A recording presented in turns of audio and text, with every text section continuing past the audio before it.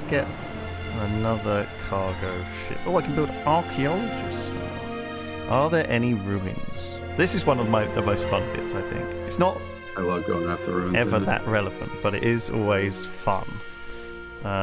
Yes. You get more ruins by having the early battles as well, don't you? Yes, I think so. I don't really know. I seem to recall. Don't remember. I feel like they're just random. It does feel essentially random. I'm just going to put this crossbowman on auto-explore. I know it feels weird, but I can't be asked to manage him myself. Me running a business. Why don't you just do what I want you to do without me telling you?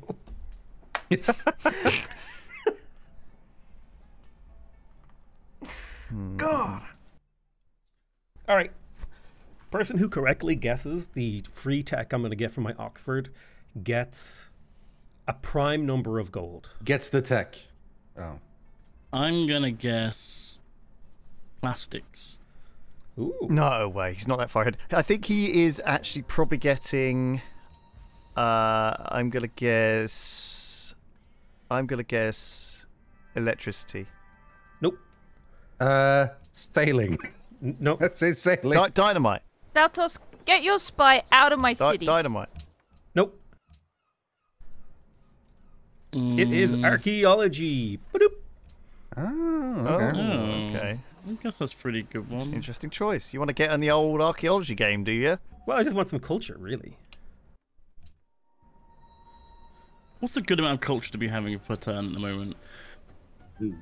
I got 100. I currently have 147. That's pretty good. Yeah, I only got 90 something. That's pretty not enough then. Okay, good to know. I'm having a terrible, terrible time. What do you got? 46. Uh-oh. America has gone order. So we now have all three ideologies in play. Do you guys have any go-to upgrades, like experience upgrades for units that you always slam pick, or is it depending on situation? The open and rough warfare every single time. I don't even think. So if they're going to be the guys sat in the city, I usually make him a ranged guy. And so I've currently got crossbows, which will be Gatling guns. I upgrade one, usually either, depends if the city is surrounded by open terrain, I'll take the open one. If it's surrounded by rough terrain, I'll take the rough one. They don't need the defense from ranged bonuses if they're in the city or likely to camp there. Oh, okay. I didn't know that. That's cool. Yeah, and then well, I don't think so. I just assume they don't. Obviously, that could be completely bollocks. And then I usually go for once they've got enough ranks of that, they can get the double shoot twice per turn thing. Okay. And that's what you're looking for. If they're out on the ground, I'll usually go like one rank of rough terrain, because there's usually more rough terrain. I usually have them sat on hills, and it's harder to break across hills and forests, so I just want them to have bonuses to attacking those. So I go rough terrain, then I go defense almost always, because the amount of ranged attacks that come in from stuff later on, giving it like plus 50% defense, keeps them alive a lot longer, and you're more likely to get like a heal off of them eventually. Yep. So, and then I put every like third one, I try and put medic on, and then when I'm moving forward as like a line, I'll try and have enough like medics like dotted around. Not that I notice it making a big difference, and usually after the battle's actually commenced, it all goes out the window very quick. But yeah, that makes sense. That's what I go for initially. So there's my advice: take it or leave it. Thank you. Thank you. Thank you for coming to my TED talk, Rithian. How was it? No, I appreciate it. I enjoyed it. I'm leaving a 4.5 out of 5 on Yelp. Oh, wow. Damn. You were yelping TED Talks now. That's what we're doing. Lewis like puts real thought into that. I just panic click. Well, it's automatic, I guess. It's like my. I'd like to just have a plan. Like you decide it once and then stick with it, basically. Yeah. Yeah. I think that's good.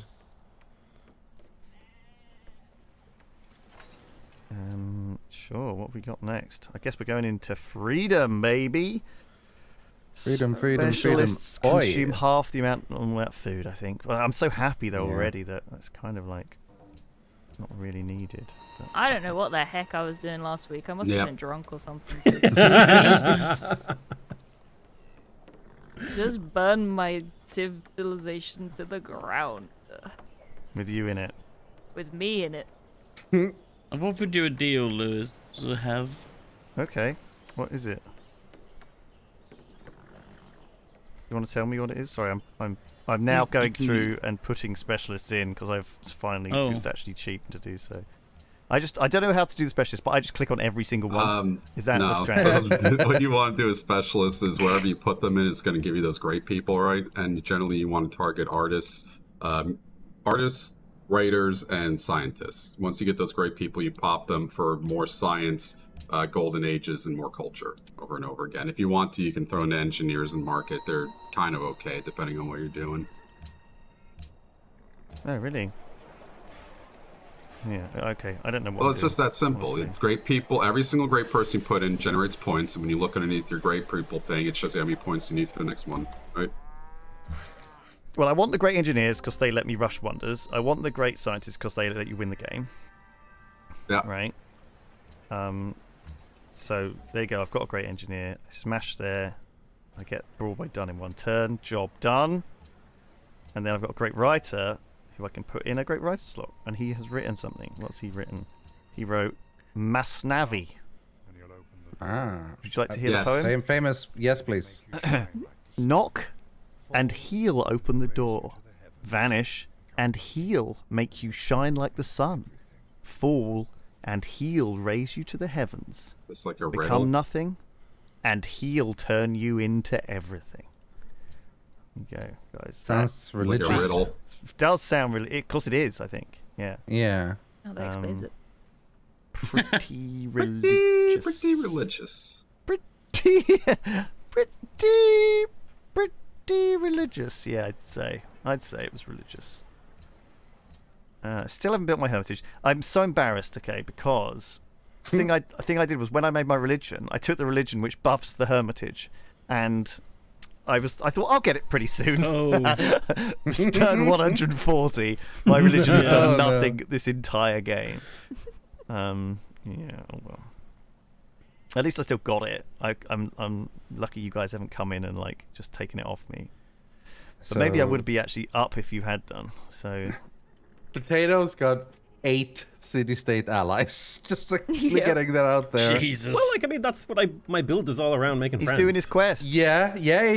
Like that just lets everyone know. I would be interested to see a diplomatic victory for once in these games. In this new enlightened age, where we're playing with Lekmon and everything. That'd be fun. Well, I'm not going for a diplo victory. It's my Civ. Everything I get from city-states is increased by 50%. So if So it's very, very beneficial, yeah. Yes, exactly. Extremely beneficial for me to make friends with them because. And so that's the theory behind it. There's no like. I mean, I might. If the opportunity to get a diplomatic victory arises, I might go for it. Yeah. I mean, why wouldn't you, right? But yeah. But it's not like something I'm not actively working towards it. Oh, this city is not growing anymore.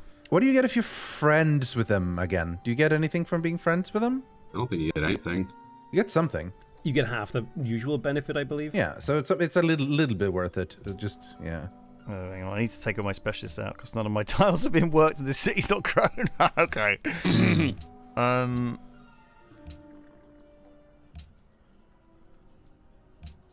Okay. Oh God, yes. Right. I remember how this works. Oh right, it's time to start making archaeologists too, as well, isn't it? Yeah, I see these antiquity sites around. Okay, let's take all the guys out of this.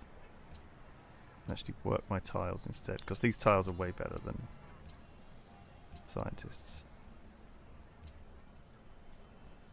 Yeah, let's work the tiles for now, especially on those ones.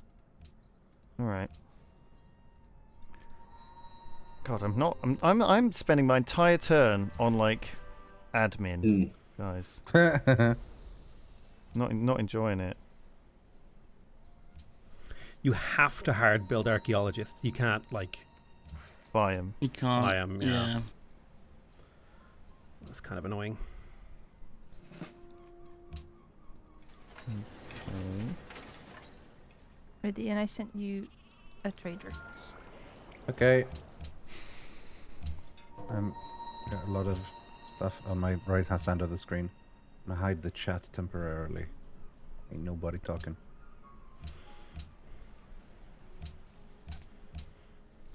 Okay. Okay. Look at Okay. those. That's well. Raise freedom.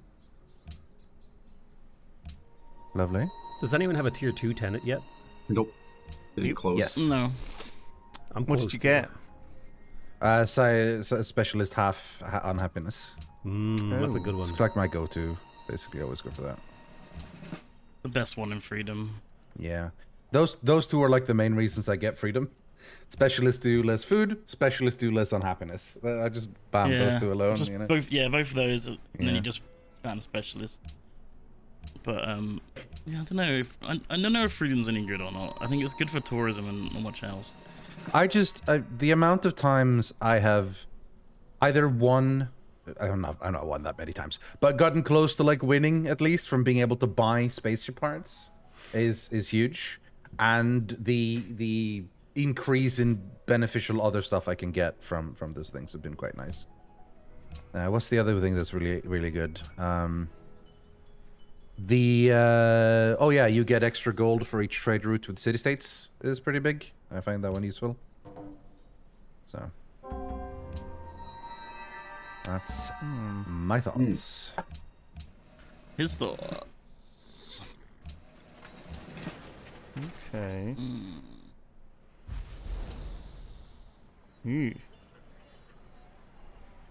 I want to lock some citizens on growth.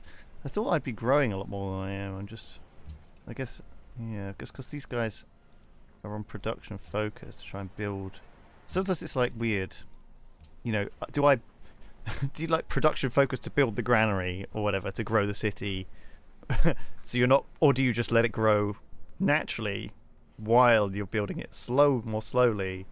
I never know what the correct answer is. I think that you basically want to always grab a granary, and then as soon as you can get your production buildings, that's when you build them. It's not like you just forsake it, if that makes sense. I see. What is Okay. Let's build an oil well. Oh, I wouldn't be United Arab Emirates if I wasn't rushing for oil wells. Mm-hmm. You know, it's part of my thing. I have to lean into the role play. Oh, of it absolutely. all. That checks out. Yeah, that's fair. Don't lean into it too hard with the United Arab Emirates. Sure. Yeah, alright, good point. Well, they got some cool clothes though. They got some cool style. Oh yeah, definitely. Can we get a drip check? I always like it how people from hot countries dress properly in the heat, and then over here we just throw on like jeans and a t-shirt, and then we all get sunburned. I like sunburn. You like sunburn? Who Yeah. doesn't? That's mad. That's absolutely I mad. love being sunburned. I like being in the sun. Those things are not the same. Yeah, they're two different things.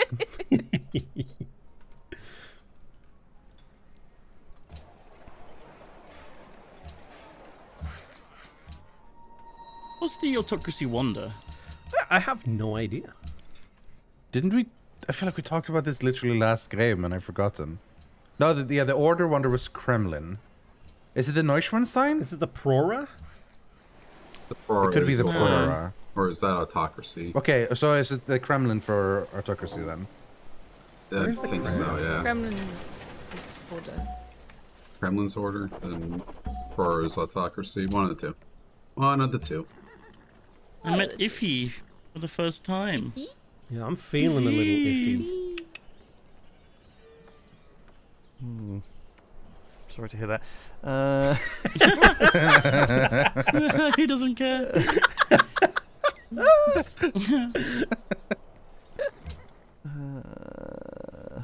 Do I want, I guess, a seaport?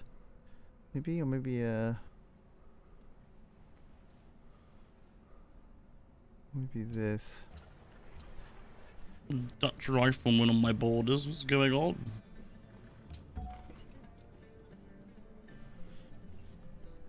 Let's have a look at the old demographics here. Okay, I'm 3rd in literacy, 1st in approval in soldiers.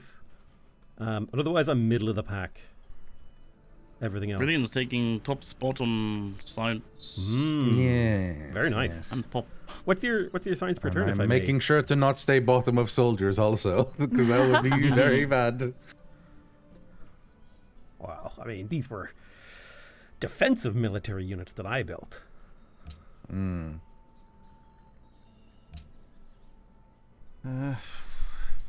Okay, still got the elephants, Potato. Do they upgrade at some point?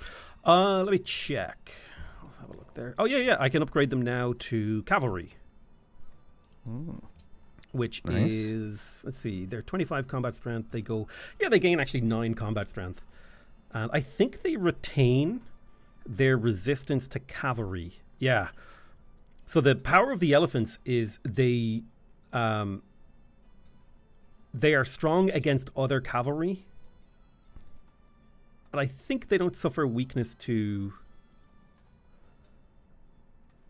whatever the spearman units are. So basically, elephants are like, if you upgrade them, they become like anti-cavalry cavalry, which is super powerful if you're in like a tank war.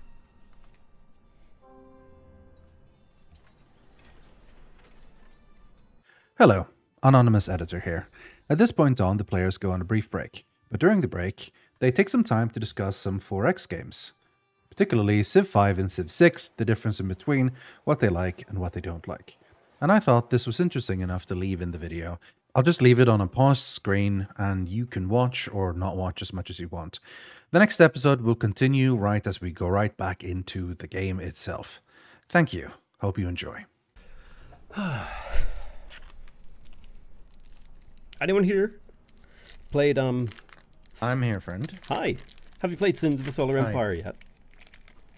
Not yet. I look at it and it looks complicated. Have you played the first one? No, I remember reading about. First of all, I keep mixing it up with Galactic Civilization, but I remember reading about the Solar Empire and thinking like, "Oh, that's cool. I should get that," but I never ended up doing it. And then the second one came out. Actually, not that recently. It's been out for a while, hasn't it? Mm-hmm. Well, it's on the Epic Store. So Yeah. it's coming to Steam next month. So there's going to be like a little bit of hype around it. I'm going to do a video. I'm going to do a video of each faction. There's 5 right now, but Okay. it's super. It's a real-time strategy 4X space game. It's like super intriguing. Okay. I played the first one. First one was The fun. more story these games have, the more I like them. Which is why it's like Crusader Kings and Stellaris are the most interesting to me. If not, then it's just raw Civ 5. I think is the best one still to me. True.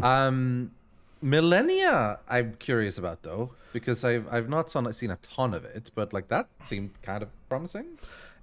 It's Remember how hyped we were about Humankind, and then they're working on Humankind 2 right now, I believe. yeah, I'm sure they are.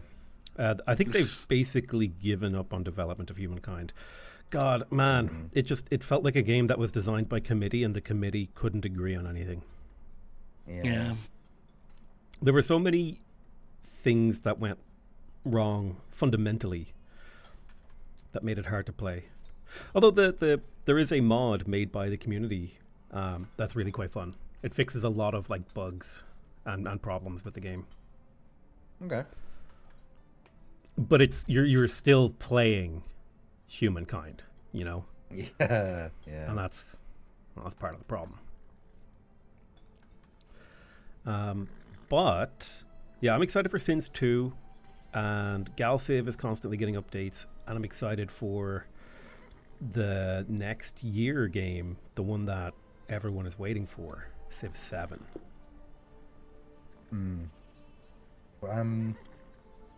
I am excited. We put a lot of time into Civ 6. Obviously, you more than most. And there were a lot of fun stuff there, but it just felt for me like it was pretty damn fun single player, but it just couldn't work for me in a multiplayer level. It wasn't bad, but I just always wished I was playing Civ 5 instead. Yep. So I'm curious, like, what changes they're going to make for Civ 7 to sort of change it up, because they have the what do they have? Like the 33, 33, 33, right? Where like 33 is like stuff from older games, the 33 is like improved things from the current game, and 33 brand new stuff or whatever. There was some sort of thing, some sort of formula they had for that. I'm curious what they're going to do. So the thing that I had dinner with the developers last year when I went over to interview them, and basically what they told me is they were frustrated at all the stereotypical complaints people make about a Civilization game, like, oh, it's undercooked at launch. Wait for an expansion or two, multiplayer stability, it's only really available on PC. And they were like, we want to make a game that on day one deals with all of those problems. Well, that sounds promising. That's good intentions, at least. We'll see what actually happens, but yeah.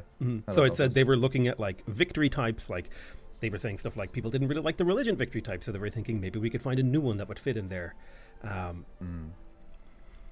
And people don't like how the World Congress works, so we want to make that better. And, all the kind of fundamental complaints, even about modding. And they were like, we want this to be the most moddable Civ possible. That's good. So, yeah, I can't wait till I actually get my hands on it. Yeah, honestly, like they must have seen like an increase in 4X games since Civ 6 came out, and thought, we need to be the best one here. Well, let's actually do fucking good work. I know potatoes here, but I think that they did a critical failure on every single possible decision in Civ 6. Everything they did was bad. Everything. Policy cards, World Congress, city management, every single thing was against the soul of Civ. Chasing a single player experience that I don't think people really wanted. I would bet you way more people play single player than multiplayer, though. Totally. Not even a question. Yeah. I agree a little bit with what Daltos says. I think Civ 6 was a radical departure from what Civ is, but I think like the district system is way cooler than just building buildings. It's complicated and frustrating, but that doesn't mean it can't be fixed, right? I think the ideas of districts is really cool, but I almost always ended up being unhappy when placing my district. I was like, the idea of like placing it means like, okay, I guess now I don't work that tile, that sucks, and like, oh, I'm placing this, for some sort of adjacency, and the adjacency numbers always seemed so small, but then eventually there were multipliers, which meant that in the beginning, like, it didn't seem like a big deal, but ultimately then it kind of mattered more, and there was just a lot of stuff. Like, there's a reason I ultimately went for the Mayans mostly, because they had their like own little thing where you only wanted X. I can't remember the details, but yeah, you they want had something plantations that and made it farms work around your differently. districts because they have their own special adjacency mechanics. Yeah, I just like, okay, this is a little bit more straightforward in a way, and I went for that. But yeah, I think, but there was stuff I enjoyed about it. But I think I don't think one of the problems I had in that game was that every time you get the World Congress stage where you have to do votes and so on, and whenever it's time to change the policy cards, I just immediately went ugh, and just as a reflex, you know. And I wish there were better ways to do it. The idea behind policy cards is kind of interesting. You can change policies in your city based on what's more important at the moment, but it kind of was a UI nightmare because you just get a big screen and it's also almost impossible to tell which ones are better. Yeah, and you couldn't tell at a quick glance what was actually good for you, you know? Yep. And there's even mods that are put in place that told you which ones. I also think when people were making districts, they had a sheet pulled up to tell them what gives them adjacent bonuses because it's such esoteric knowledge. The art style was feel like it garbage. Like, I just fucking hate Civ 6. Everything about it. Art style is super subjective, but yeah, I agree. I wasn't like the huge fan. I love the art style, personally, 100%. Like, but I understand. Districts, it would have been great if, like, District Place, there was like a lot of big pop-ups to show you, like, here good, here bad, here good. Like, it did say like +2, +3, but it's a lot of things you couldn't like figure out ahead of time. You had to sort of really plan out your entire kingdom, like the first time you placed your city. Yeah, and that's so much like brain power that. No, it's a lot to ask for a player. I'm back. Daltos is back. Especially in a turn timer game where you like. Yeah. Yep. Which is one of those things. Like, if it's single player and you have infinite time, then it's fine. But if you're turn timing, ooh. We're back. We're back. Welcome back. You guys might have been chatting in the gap. Brilliant. It's up to you how much you put in of the chat, the unofficial Yeah. We're chat. just whinging about Civ 6. I actually think I'll probably end up putting in a little bit of the Civ chat, because sometimes people do ask us, why don't they play Civ 6 anymore? And we had a little bit of opinion. As long as you're all comfortable having what we just said be on camera. I won't get invited back to a Firaxis game night. Yeah, Do you know what? I don't even think Civ 6 is a bad game. I think it's a really good game. I think it's miserably bad. I think it's just. I think it's really, really good, but I think it's single player. It's a single player game. Yeah. That's what it is. It's just not that's designed what for we're multiplayer. talking about. It's not balanced for multiplayer. It's not, and the modding community hasn't managed to do that because it's so they clearly have cerebral, multiplayer right? importance in mind, because they keep bringing out multiplayer scenarios and things like that. Like, the adjacency puzzle is kind of fun, really fun, but also I don't like it. you can just get really good at it, and so it's sort of, I don't know, it's like these certain board games that certain people get really good at, and then none of their friends want to play with them. I don't know if you know. Yeah. I think I really like the district mechanic. I think it could have been implemented a little bit better in terms of actually showing people here's how you do these things. I'm trying to think of an example. Hey, this tile is really good for a campus. Maybe you should put it here rather than just showing +2, or it's hey, late game, this is +2, but it could be +7 if you did this and this. Helping people a little bit. I really love the art style in Civ 6. It feels a lot more timeless. Absolutely not. Absolutely not. The art, That was one of the style, biggest complaints about the Civ 6. Was I the would art be style. so fucking pissed if I looked it's up honestly my. grown on me. It's grown on me. You're out of Really your mind. has. If I was oh, this is my national hero, let's see him in Civ, and he's this fucking Facebook style giant faced idiot, I would be Looks so like an mad. emoji. Yeah. Yeah, I get it. I get it, dude. I do get it. No, that's totally fair. I think it's a art is preference subjective. Art is always going to be subjective. That's I think certain. I will say most people. I would say overall most people didn't like it. I think certain of us hate that cartoony iPhone style, right? And I think that leaked into the Civ 6 design direction to kind of soften the seriousness of Civ, because I think Civ is, a lot of people take it very seriously and demand historical authenticity, and a lot of historians, feel like it's not historically accurate, right? A lot of people will say, well, and Civ routinely have to defend themselves and say, this is just a fun game, guys. It's not this isn't we don't want to offend people. It's like Ubisoft making their announcements about the Assassin's Creed that's happening in Japan. Oh yeah. They're it's just a story. We never said it was 100% historical accurate. It's okay, this guys. is a history simulator. Yeah, calm down. Exactly. And I think honestly, the people complaining were the vocal minority. I think a lot of people understand that you've got to. There is obviously cultural appropriation that does happen, but in this case, I think setting a game, you're making a game, right? And sometimes the game has to come first, and the fun has to come first, right? And the good experiences, like fucking, I don't know, a Pokemon, right? No one talks about the animal cruelty of putting an animal in a little ball, right? But no, the animals yearn because they love it. Yearn for the war. I remember that. They love it. They yearn for the ball. The ball is like heroin to them.